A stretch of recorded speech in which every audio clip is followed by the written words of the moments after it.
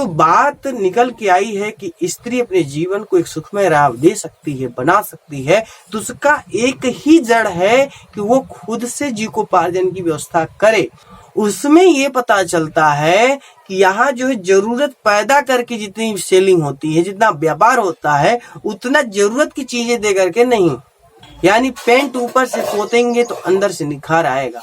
ये जो मानसिकता है, ये डेवलपमेंट उन्होंने नहीं किया है, इसका आधार ही बाजारवाद है।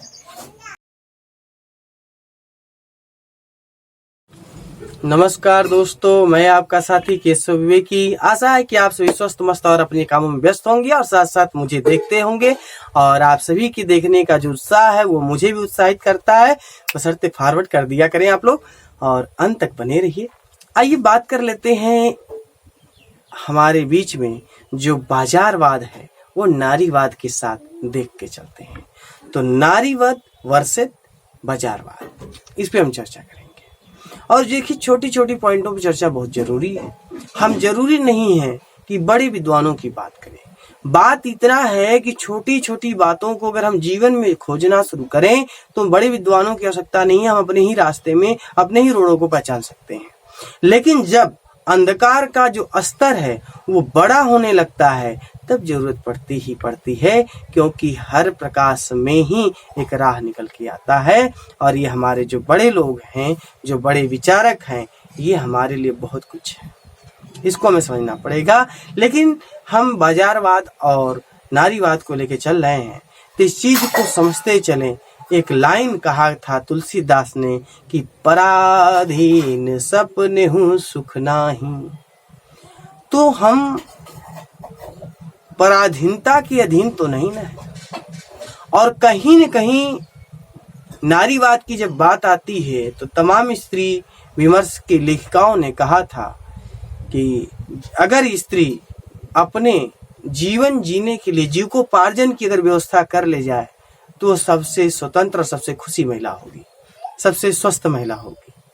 तो एक महिला के लिए उसके जीवन को आधार देने का सबसे बड़ा काम है उसका अपना रोजगार। यदि वो खुद कमा लेके जाती है, खुद आय के स्रोत को जनरेट कर सकती है, तो मैं समझता हूँ कि उसको किसी के पीछे आने की जरूरत नहीं है। जैसे हमारे देश में स्त्री जीवन सिर्फ जो है 18 साल या 24-25 साल तक का जीवन नहीं। जिस तरह से एक पुरुष का जीवन 60 साल हम प्लस लेके चल रहे हैं, उस तरह से एक स्त्री का भी जीवन 60 साल प्लस लेके चलते हैं।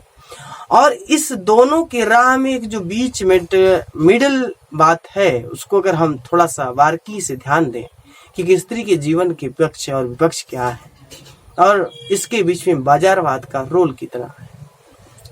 देखिए, स्त्री के जीवन को बदलने का काम अगर बाजारवाद ने नहीं किया है तो भी बाजारवादी व्यवस्था में स्त्री को आने में मजबूर होना पड़ा है। और ये जो बात निकल के आई है कि स्त्री अपने जीवन को एक सुखमय राह दे सकती है, बना सकती है, तो उसका एक ही जड़ है कि वो खुद से जीविकोपार्जन की व्यवस्था करे।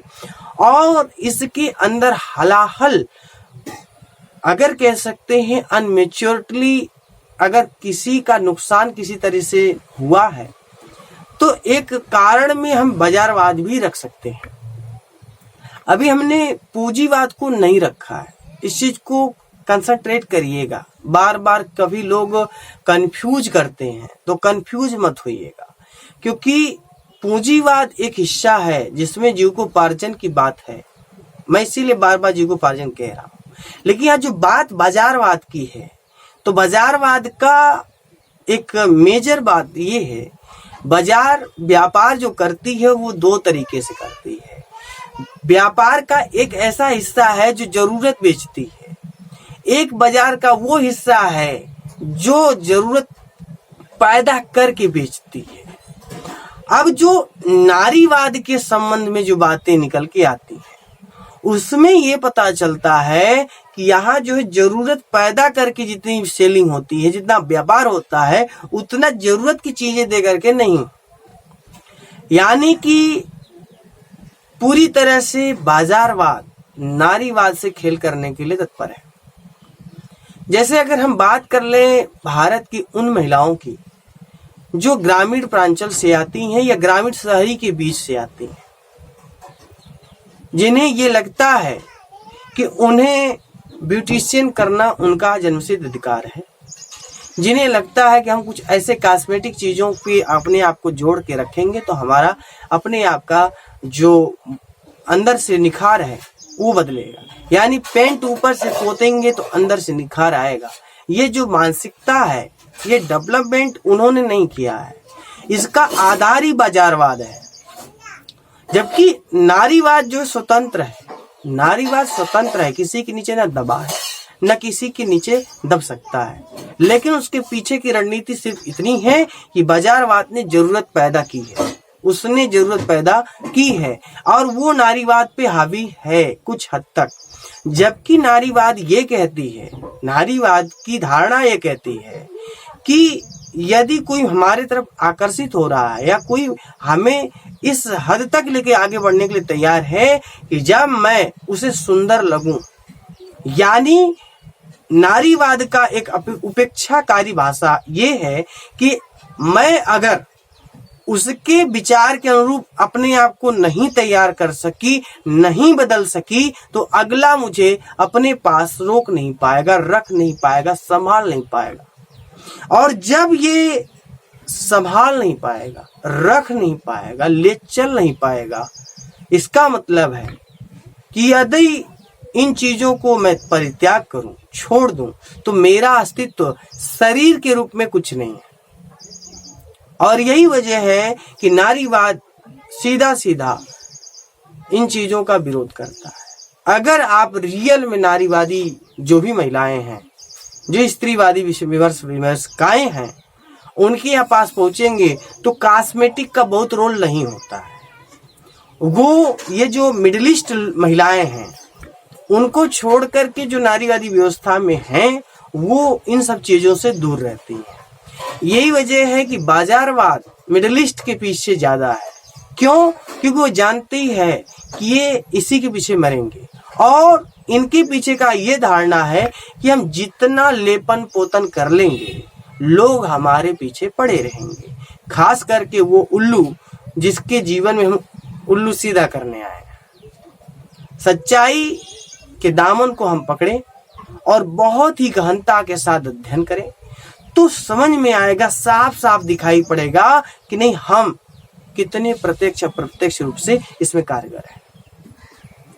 तो नारीवाद अपने राह पे एकदम सकुशल सही है, लेकिन ये जो विचार हमारे अंदर खास करके महिलाओं ने ये जड़ पकड़ के रखा है ना कि मैं स्त्री हूं इसलिए नारीवादी विचारधारा या स्त्री विमर्श मेरा हक है, ये नहीं है।